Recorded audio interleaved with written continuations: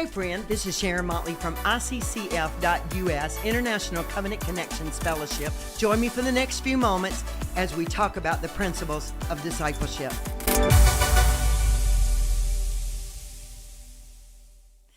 Hey friend, once again, I'm Sharon Motley. My husband and I are presidents of ICCF.US, International Covenant Connections Fellowship. We are an organization here to help pastors grow, help leaders grow, help you in the things of the Lord. And I want to talk to you a few minutes about the Discipleship Pipeline. The Discipleship Pipeline. We were just at a church not too long ago, and we did a leadership training, and then we went out to eat, and the pastors began to ask questions. And I began to realize that a lot of churches do not understand the leadership, the discipleship pipeline. What is it? How does it operate? How does it work? And how do I get it going in my church? Well, first of all, the discipleship pipeline starts with, first, how do I get people into my church? And pastors or leaders, you have to ask yourself this question. How are people hearing about your church? Is it word of mouth? Are you doing Facebook? Are you doing advertisements? Is it Instagram? Is it YouTube? Are you doing a billboard in your city? How are the people in your area learning about your church? Because if people are never invited, then they'll never come. If they don't know about your church, they will never come. So you have to organize and strategize a plan on how to get people into your church. Number two, what happens when they come in? What am I doing? Are there greeters in the parking lot? Are there greeters at the door?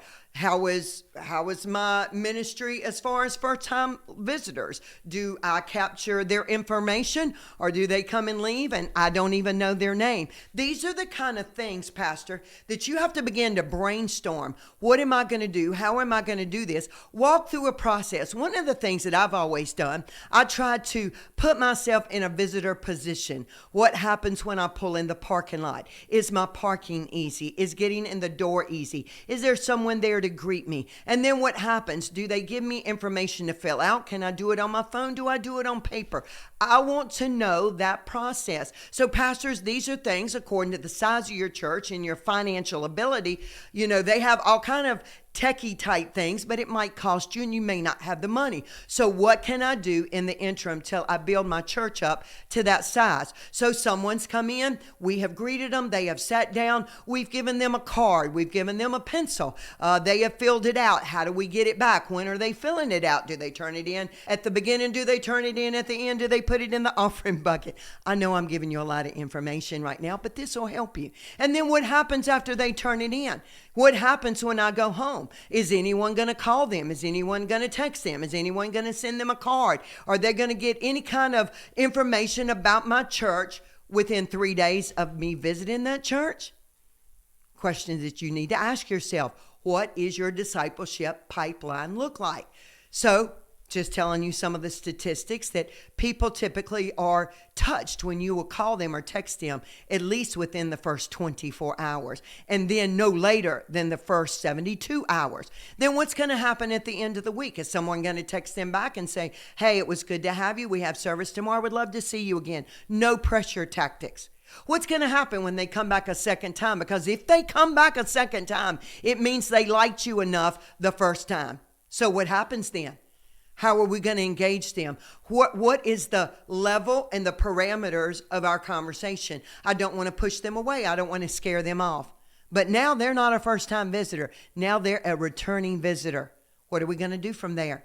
One of the things that we have done in the past, several different ideas and options, we used to have once a quarter. Or we started it, once we got more visitors, we started it once a month. We would have a monthly fellowship with the pastors where people could come and talk to us. Guys, let me help you today. People don't want a church where the pastor is untouchable and unreachable. They want to know that someone loves them. And of course, as you grow, it gets a little more challenging. But let's deal with those problems later. And then after they've gotten a little more committed and they've gotten into a small group, studies show that people will stay in your church if they're in a small group, if they make relationship. Or how do I get them into ministry?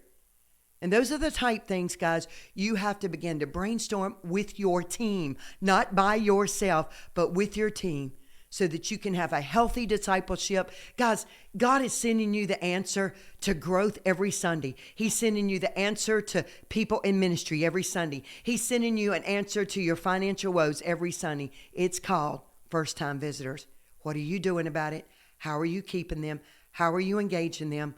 And are they getting ministered to? That's just a little taste today. There's a whole long teaching on that very subject. Discipleship Pipeline. I love you today. I hope this helped you a little bit. You can visit us at iccf.us. I'm Sharon Motley, and God bless you.